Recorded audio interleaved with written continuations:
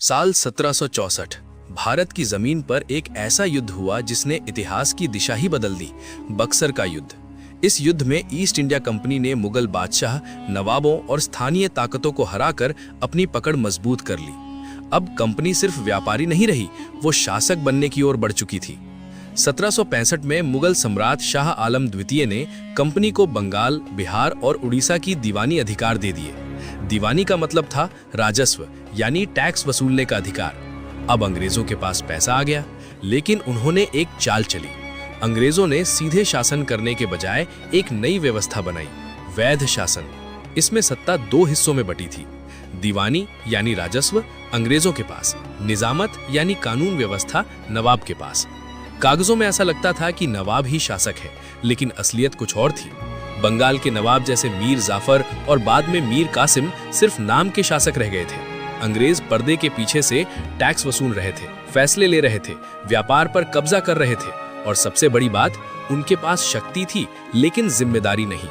इस पूरी योजना के पीछे दिमाग था रॉबर्ट क्लाइव का। उसने सोचा, अगर हम सीधे शासन करेंगे तो हमें जनता की जिम्मेदारी भी उठानी पड़ेगी, लेकिन अगर नवाब को सामने रखें तो हम सिर्फ फायदा उठा सकते हैं। अब शुरू हुआ असली अत्याचार। अंग्रेजों ने ज्यादा से ज्यादा टैक्स वसूला, किसानों पर भारी बोझ पड़ा, व्यापारियों को नुकसान हुआ, प्रशासन कमजोर हो गया। नवाब के पास शक्ति नहीं थी, इसलिए वो कुछ कर नहीं सकता था। फिर आया इतिहास का एक काला अध्याय, बंगाल का अकाल। बारिश कम हुई, फसलें खराब हो गईं, लेकिन अंग्रेजों ने टैक्स कम नहीं किया।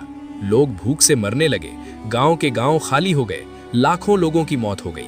फिर भी कंपनी अपने मुनाफे में लगी रही। अब हालात इतने खराब हो गए कि अंग्रेजों को भी समझ आ गया, ये व्यवस्था ज्यादा दिन नहीं चल सकती। 1765 में शुरू हुआ ये वैध शासन आखिरकार 1772 में खत्म कर दिया गया। वॉरेन हेस्टिंग्स ने इसे समाप्त किया और अंग्रेजों ने सीधे तौर पर प्रशासन अपने हाथ में ले लिया।